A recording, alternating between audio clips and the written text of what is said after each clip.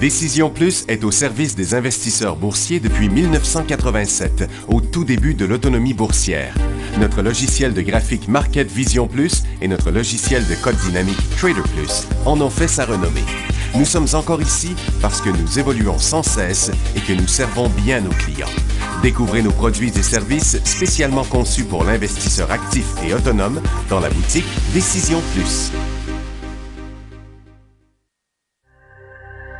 Le logiciel de graphique Market Vision Plus est en français. C'est le logiciel le plus utilisé par les investisseurs de chez nous. C'est lui que vous voyez dans le feu de l'action.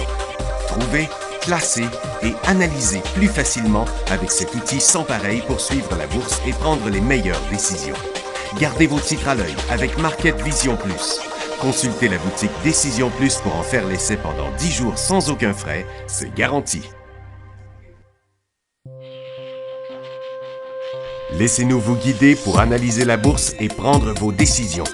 Les analystes de Guru.tv feront tout le travail pour vous. De minute en minute, nous classons les titres selon leur situation technique. Nous révélons les signaux d'achat et de vente. Nous publions des recherches poussées et nous prodiguons des conseils en temps réel. Ça commence avant l'ouverture et ça se poursuit jusqu'à la fermeture des bourses. Profitez de chaque cycle boursier avec Guru.tv. Trader Plus, l'instrument du day trader. 50 cotes qui clignotent en même temps. Autant de listes que vous voulez. Graphiques à la seconde. De 3 à 30 graphiques. Des alarmes à volonté. Des listes de cotes préparées. Des modèles graphiques préparés. Prêts à faire feu. Achetez, vendez avec Trader Plus.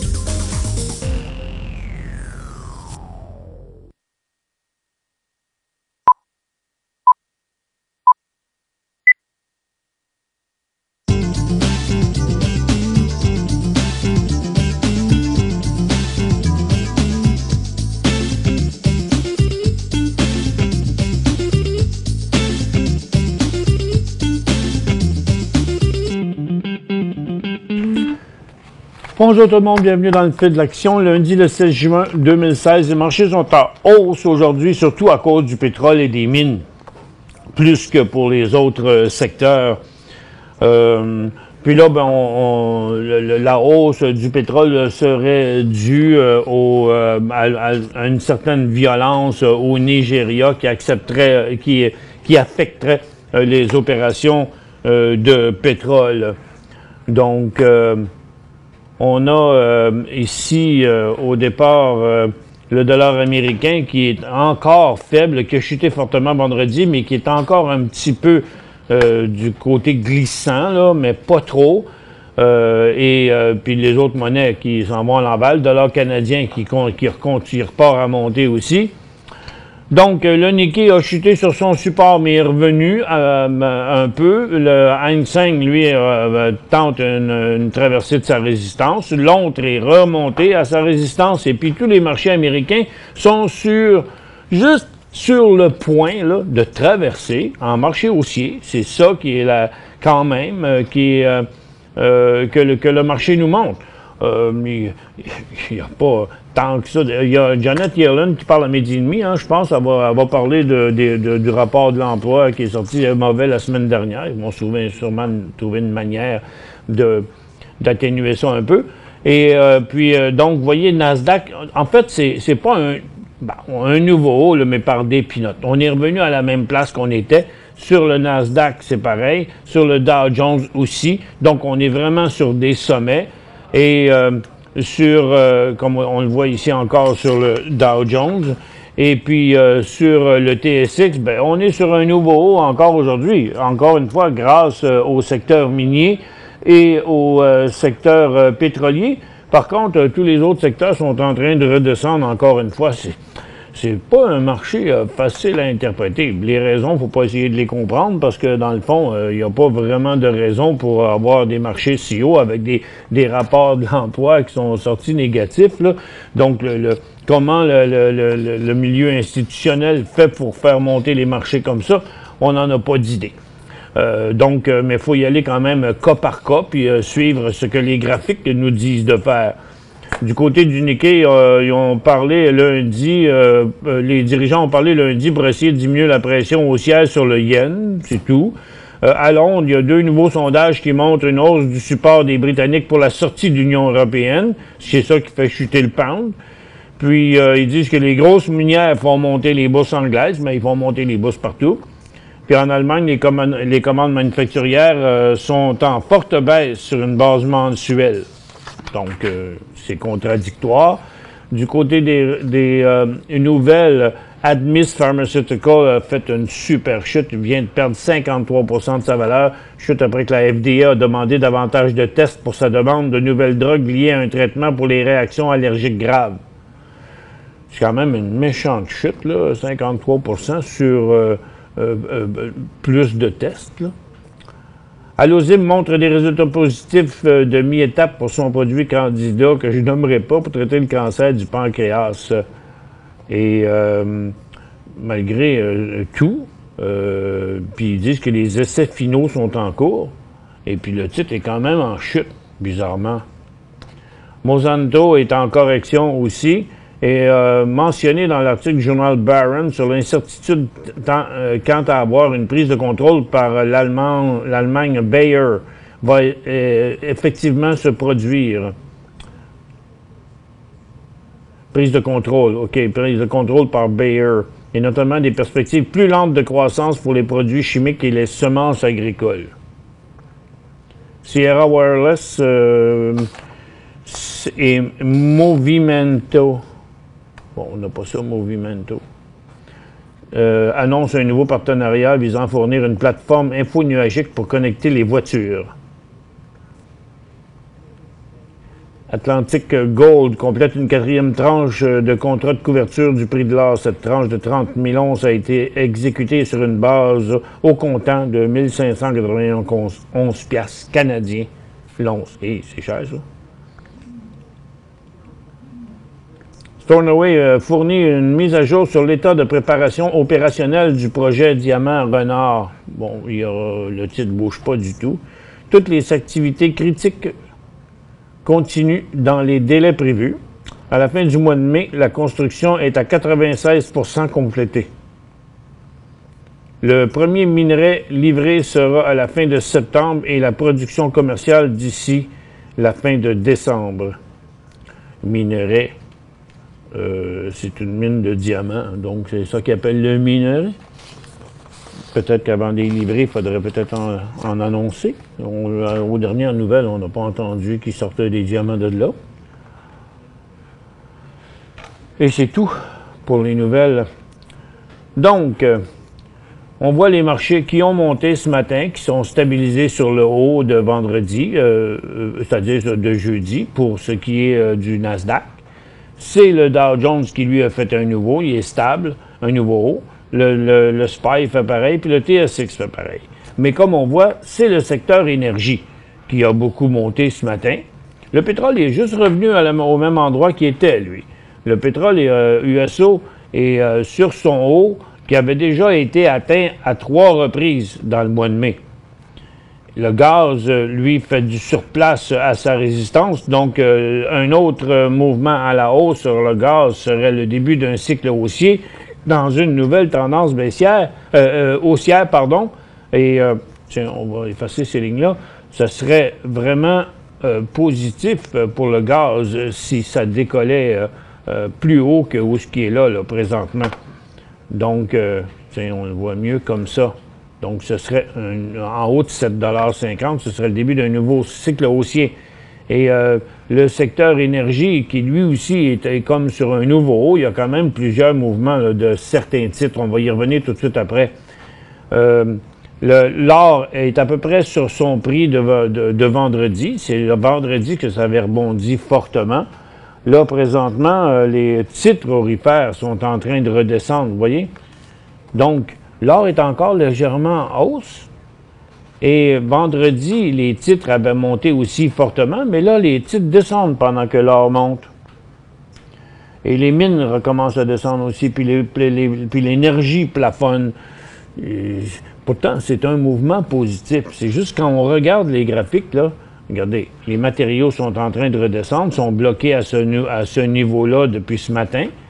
Les minières ont quand même progressé avec un deuxième mouvement puis un troisième mouvement après l'ouverture. Et pour l'instant, on s'en revient. On a probablement atteint le sommet aujourd'hui. Et les aurifères, comme je vous disais, les titres aurifères, malgré que l'or est en hausse, les titres aurifères, eux autres, sont en baisse, sont en train de tester un support. Donc, combien on va en garder de ce 53 points-là? Puisque la consommation discrétionnaire est en correction, donc au vert en hausse. Mais là, regardez, on est venu tester ce support-là à plusieurs reprises. On pourrait bien y retourner dans l'après-midi. La consommation de base, elle, a inversé sa tendance haussière intra-séance. Les industriels et les services financiers se contentent d'une petite hausse qui s'est passée à l'ouverture. Pour l'instant, ça va nulle part, ainsi que sur le secteur industriel, qui même a décroché de son support au cours des dernières minutes, pourrait bien revenir ici. Donc, et puis partout ailleurs, il n'y a pas grand-chose, là. La technologie qui est sur un multiple résistance, comme plusieurs autres secteurs ce matin. Les télécoms, eux autres, sont en correction. Et la santé, les services aux collectivités qui avaient poussé, a inversé aussi. Donc, beaucoup de choses qui montaient ce matin ont maintenant changé de direction, sont en train de revenir à la baisse. Donc, les deux gros mouvements de la journée qui semblent pouvoir rester là, encore pour l'instant, là, c'est le secteur énergie et le secteur minier. Donc, le secteur énergie, le pétrole est encore à 49,63, donc n'a pas dépassé les 50 $. Donc, pourquoi ces marchés-là réagissent comme ça? On n'en a pas d'idée réellement, là, parce que ça n'a pas marché avec la rencontre avec les pays pour diminuer la production.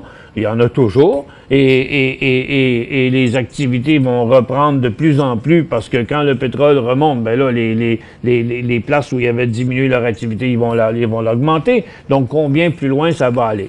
Bon, c'était pas possible de prévoir quand le pétrole était à 100 $, qui était pour revenir à 25, et puis là, ben, c'est pas possible de prévoir non plus qu'est-ce qui va pousser les marchés plus haut, mais pour l'instant, ça reste positif. Regardez ce qui se passe sur le secteur énergie. C'est pas tous les titres, parce que l'ensemble des titres est au même prix qu'il était au mois d'avril et au mois de mai sur sa résistance. Mais certains titres surperforment le marché. Bon, on a un élan haussier ici à très court terme, là, sur un petit volume sur Advantage Oil. Par contre, lorsqu'on regarde le mouvement sur l'année, c'est toute une résistance, ça, là, à traverser. Donc, il faut être brave quand même pour aller acheter du Advantage Oil à 8 $. On conserve, c'est sûr, parce que le titre est en hausse si on en a, mais de là à l'acheter.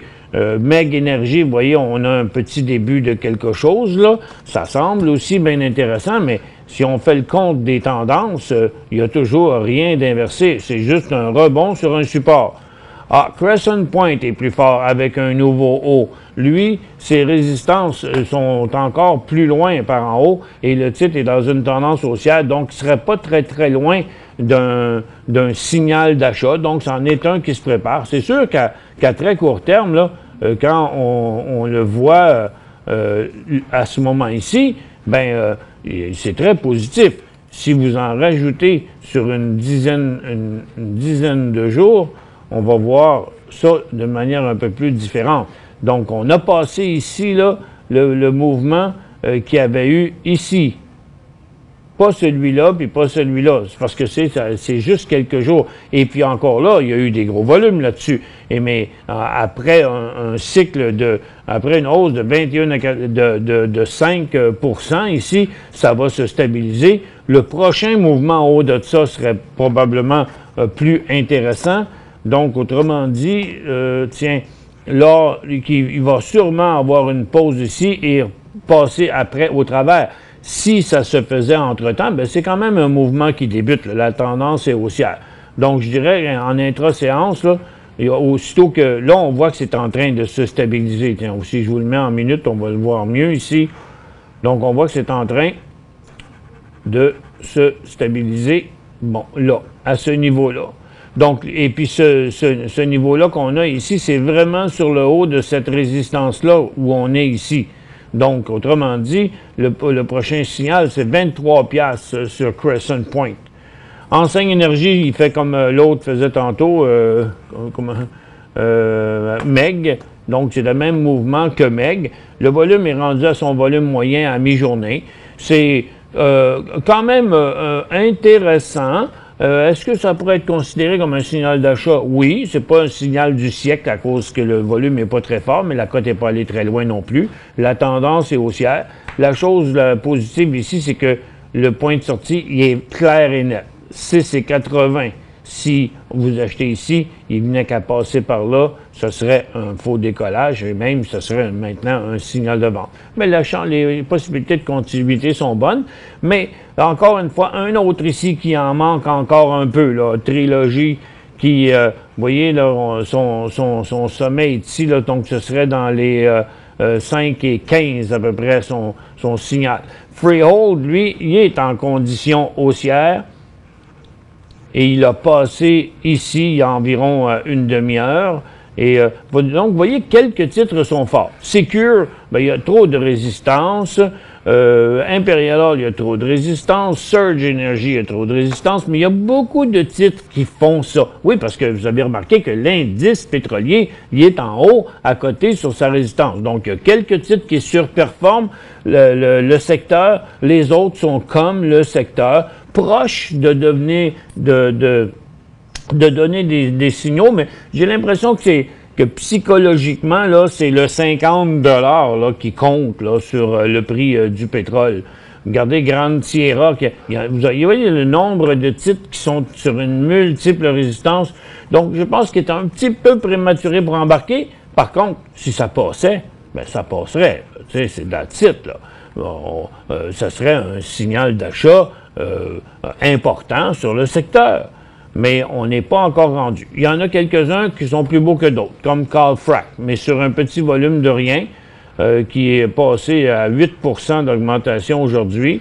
Il était déjà passé au-dessus d'une résistance importante avant, donc il était plus fort avant et il est encore plus fort aujourd'hui que les autres. Regardez Vermillon, un autre cas de multiples résistances. Donc je pense que ça va s'arrêter là, moi. Et puis, dans le prochain mouvement à la hausse, au-dessus de ces résistances-là, les titres devraient être quand même assez nombreux à faire ce mouvement-là. Ça justifierait l'ouverture d'une prise de position. Donc, il y en a qui ont été plus solides, comme Crew Energy, qui a donné un mouvement assez sans équivoque, avec des bons volumes la semaine dernière. C'est à conserver, trop loin pour l'acheter celui-là. Tourmaline a commencé le même mouvement. Et puis d'autres comme Precision Drilling. Donc, vous voyez dans l'ensemble, Verison aussi est un peu plus fort. Donc, je dirais Verison et Crew qui ont été les deux plus solides. Et puis, Painted Pony aussi qui est là-dedans. Donc, il y a eu 3, 4 titres, 5, 6 peut-être même la semaine dernière qui ont donné des signaux. Il y en a quelques-uns là qui sont sur le bord de donner des signaux, sont juste pas tout à fait encore là. Ça fait que moi, je pense qu'aujourd'hui, on pourrait se servir comme guideline, là, tout simplement, le mouvement des pétrolières qu'on a ici, là. Donc, USO, qui s'est en allé de côté depuis qu'il est ouvert, et les pétrolières aussi. Et puis, je dirais que le secteur pétrolier, aussitôt que ça s'enclencherait par là, ça mériterait une petite prise de position là, dans certains secteurs. Regardez encore une fois ce que je vous montrais tantôt, l'or qui est en hausse, qui ne semble pas faiblir. Par contre, pourquoi les titres sont à côté sur leur support, là? Je vais mettre les mêmes graphiques partout. Donc, vous voyez, l'or qui est dans sa tendance haussière à court terme. Puis, par contre, les aurifères, elles, non, ils ont chuté ce matin puis menacent de passer au travers ici. Donc, en théorie, si l'or remonte, les titres aurifères vont remonter aussi. Je trouve ça juste inquiétant qu'ils sont encore à côté sur leur base, là. Et puis, dans les autres secteurs, c'est bien tranquille, excepté les minières qui, eux autres aussi, ont monté fortement ce matin. Qu'est-ce que ça donne sur leur graphique quotidien? Bien, il y avait quand même un mouvement haussier vendredi. Et aujourd'hui, on continue le mouvement de vendredi. La raison, puis c'est ce qu'ils disent aussi, que les grosses minières qui ont fait monter le marché de l'ombre.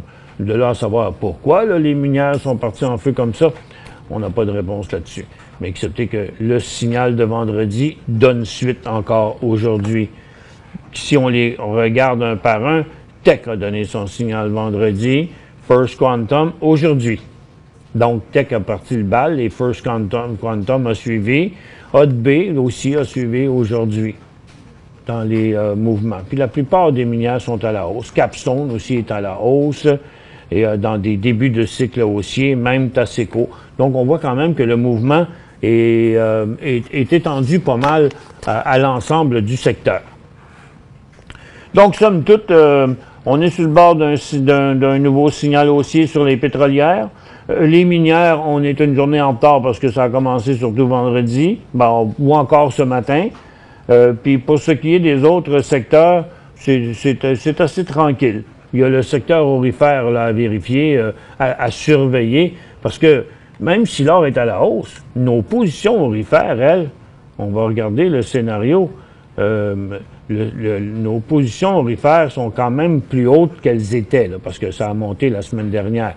Donc là où on menaçait, comme Eldorado à 5,30 qui menaçait sa tendance haussière, comme beaucoup d'autres titres, IAM Gold aussi à 4 donc c'est remonté là. Là, ce qui est inquiétant, ce serait pour ceux qui ont acheté des positions aurifères ici.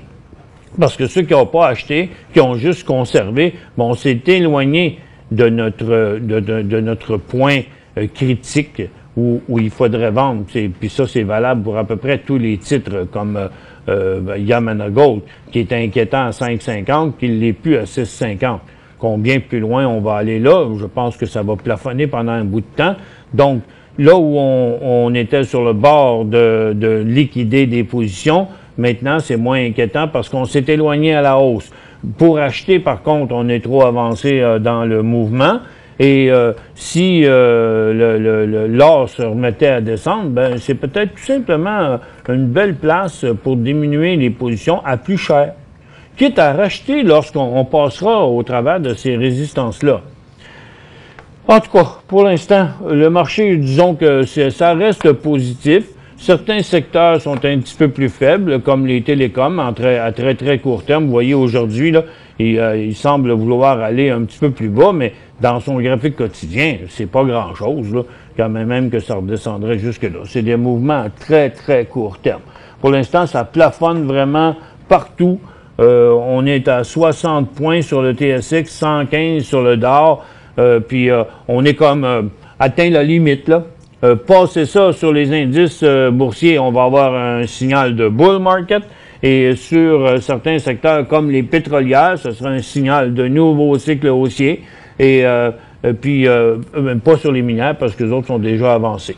Donc, le plus intéressant à court terme demeure le secteur pétrolier, mais attendons la confirmation que ça va s'enclencher par en haut. Tiens, on voit le secteur minier, là, dans le moment, faiblir un petit peu. Tiens. Donc, on pourrait bien se mettre à avoir de la prise de profit, là. Donc, à partir du support de 500, avec la hausse qu'il y a eu ici, c'est presque 10-12% en 2 jours. C'est trop, le mouvement est trop avancé pour aller en acheter. Bon, on n'a pas eu grand pause là-dedans, hein? C'est parce que mon Telex ne marche plus. La batterie est morte. Vas-y donc avec une pause. Pour joindre Michel Carignan et son équipe par courriel, écrivez à michelcarignan@decisionplus.com. 5 bonnes raisons de gérer vos investissements avec Banque Nationale Courtage Direct. Des frais de commission fixes à 9,95 en tout temps pour tous les clients et à partir de seulement 6,95 si vous êtes un investisseur actif. Aucun frais d'administration annuel si vous détenez plus de 20 000 $ dans vos comptes. La possibilité d'ouvrir des comptes enregistrés en devise américaine. Des outils performants afin de faciliter vos prises de décision. Un service à la clientèle primé et un niveau de satisfaction parmi les plus élevés de l'industrie. Pour en savoir plus, visitez le bncd.ca ou appelez-nous dès maintenant. Décision Plus est au service des investisseurs boursiers depuis 1987, au tout début de l'autonomie boursière. Notre logiciel de graphique Market Vision Plus et notre logiciel de code dynamique Trader Plus en ont fait sa renommée. Nous sommes encore ici parce que nous évoluons sans cesse et que nous servons bien nos clients. Découvrez nos produits et services spécialement conçus pour l'investisseur actif et autonome dans la boutique Décision Plus.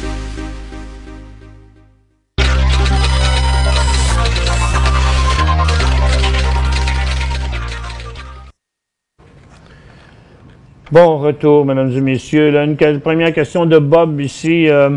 Achat TOS à 2,20. Ben là, TOS vient de rejoindre une résistance importante. Une résistance importante. Le titre est solide parce qu'il a beaucoup progressé au cours des derniers mois, mais là, ça fait 4 fois, là, que 1, 2, 3 et 4e fois qu'il atteint ce prix-là. Moi, je pense que préventivement, vous devriez la réduire au moins de moitié, cette position-là, au prix actuel.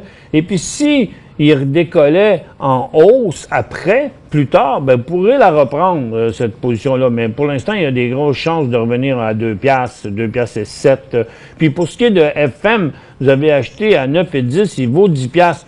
En théorie, généralement, je vous dirais de prendre un profit, mais il vient juste de commencer à son élan haussier. Par contre, ce qui est fatigant, c'est que regardez ici, à court terme, pour la journée, cette tendance-là vient tout juste de s'informer. Donc, il me reste encore quand même un 90 cents de profit là qui pourrait se réduire plus que ça. Fait que je vous dirais, regardez, vous avez payé 9 et 10, OK? Et ça, 9 et 10. Puis là, il vaut 9 et 80. Mettons 10 piastres. Fait que vous faites 90 cents. Si vous en vendez la moitié, votre prix de revient va descendre à 8 et 20 à peu près, là. OK? Donc, ce qui est à peu près comme en bas, là, à ce prix-là. Fait que ça vous donnerait beaucoup de marge de manœuvre. Puis quand cette correction-là serait finie, ben, il y aurait peut-être moyen. Parce qu'en fait, ça fait 2 jours que le cycle, que les mines montent. Tech a commencé vendredi, tandis que lui a commencé plus aujourd'hui, je compte. Celle-là, je la réduirais de moitié. Bon, le lithium est encore bon. Le lithium est encore bon. Ça devrait, là, mais aujourd'hui, je ne sais pas. Où est-ce qu'on est dans le lithium? Le 5? Faudrait s'entendre. US 11? US 11, la deuxième partie à partir du numéro 15. Les premiers, c'est le graphite. OK. Donc, j'ai le graphite en première partie ici, puis après ça, j'ai le lithium. Mais le Global Lithium, aujourd'hui, il va bien. En tout cas, lui est en feu. Lithium of America est en correction, mais laissez-le attendre un peu là. S'il repartait à partir de ce double support-là, ce serait très bon. Nemaska, lui, est en prise de profit parce qu'il avait quand même progressé de 1,25 à presque 2 piastres. Là, il est sur un support. Définitivement qu'il y a encore du potentiel dans le lithium parce que ça ne s'arrêtera pas tout de suite, ça, là. C'est juste que profiter du bon mouvement. Electrovaya, il est en haut d'un cycle. Attendez qu'il se tasse de côté puis qu'il redécolle parce qu'il pourrait avoir une correction. Donc, on est off-timing un peu sur les signaux-là. Il n'y a rien qui décolle. Ça vient de décoller. Mais je vous dirais que sur le prochain cycle haussier, Critical Element, à partir de 76-77 cents, serait intéressant. On a un titre aux États-Unis ici que je ne connais pas vraiment. Puis ça, c'est d'autres cas. Donc, moi, je dirais pour LAC à 88, ce serait un signal d'achat. Nemaska Lithium, ça reste encore un titre à grand potentiel. La question est, est-ce qu'il pourrait se corriger un peu plus? Bon, c'est pour ça que j'ai un bémol dessus, allez l'acheter maintenant, mais il y a quand même un bon support. Donc, lorsqu'il se sera fait 2-3 autres journées ici, qui recommencera probablement à la hausse, là, peut-être là, une prise de position serait plus intéressante, mais en attendant, il faudrait toujours s'assurer où est-ce qu'il va terminer sa correction. Electrovaya dans son prochain swing, parce que là, son cycle haussier est terminé. Ce seraient les 2-3 plus intéressants. FF sur le marché de croissance. Achat 2500. C'est First Mining. Achat 2500 à 71. Il vaut 75. Le titre est en cycle haussier. Le volume est encore bon. Je vous dirais d'attendre un peu. Mais réduisez-la à 80 et genre. Elle devrait être bon pour monter à 80-82 à peu près. Mais oui, votre point d'entrée était bon. Mais votre point de prise de profit maintenant qui va être critique. Donc, aussitôt que ça remonte encore un peu, n'hésitez pas à diminuer votre position. Ça va vous donner de la marge de manœuvre. Regardez, vous avez payé 71. Si vous vendez 81, ben la portion qui vous reste va vous coûter 61. Donc, vous aurez jusque là. Tandis que dans le moment, Regardez, dans le moment, votre break-even, votre prix de revient est ici. Vous n'êtes pas bien plus loin. OK? Donc, quand le titre va être monté ici, si vous en vendez la moitié, vous faites redescendre le prix de revient de celle qui vous reste ici. OK? Donc, vous aurez un titre qui sera rendu là, mais vous aurez un coût ici pour les actions qui vous restent. Donc, vous aurez beaucoup plus de place. Tandis que là, si vous ne faites rien puis le titre se remet à descendre, vous allez atteindre vite le prix payé. FT hier, ça veut dire jeudi. Fortune Minérale, c'est une mine, un matériau, il est en hausse, il est bien beau.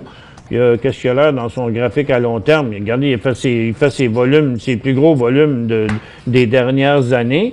Son nouveau support, c'est 10 cents. Et le titre est en hausse. Vous avez payé 11,5. C'est à conserver. N'oubliez pas de réduire votre position quand il aura monté. Votre point d'entrée est correct, je pense. Manuvie achat. C'est quoi? MFC, ça? MFC. C'est Manulife, Manuvie, oui. Achat, non. Seulement lorsqu'il traversera la barre des 20$. BOSC, est-ce que c'est le temps? BOSC. Là, aujourd'hui, non, parce que là, il est reparti de l'autre bord, BOSC. En 15 minutes, là, il ne devrait pas être beau, là. Il a inversé, là. Donc, il aurait pu être intéressant, peut-être, là, aujourd'hui, s'il est reparti par là, mais là, il est parti de l'autre bord, il est même temps, il est menaçant. Fait que je dirais, attention, parce qu'en dessous de 3$, il y a un gros signal de vente. On profite de la faiblesse du marché financier, demande Louise. Est-ce que le marché financier est faible? Ben, il n'y a pas de faiblesse dans le marché financier, là, pour l'instant. Il y aurait quand même un signal si on passait cette importante résistance-là, là, à la barre des 254, pour ce qui est du secteur financier. Donc, on est à 47, petit coup d'œil sur les indices avant. Donc, c'est ce que je croyais tantôt, que ça plafonne un peu. Là, vous voyez, on est en train de tester le support à court terme pour Nasdaq, New York aussi, Toronto aussi. Donc, on doit avoir des secteurs là, qui redescendent encore. Oui, les orifères menacent encore leur support. Les mines ont inversé la tendance de ce matin à la hausse. Les consommations de base continuent à la baisse. Je ne serais pas surpris de voir qu'on aurait atteint le haut là, à très court terme parce qu'on est vraiment sur le top à peu près dans beaucoup de cas de secteurs. Ce sera super positif si les marchés s'élançaient comme demain d'un autre 100 quelques points, là. Mais pour l'instant, on est peut-être juste sur le top. Faites quand même un petit peu attention. Puis pour ce qui est de l'énergie, ça nous prend à nouveau absolument. Merci d'avoir été avec nous. On se retrouve demain.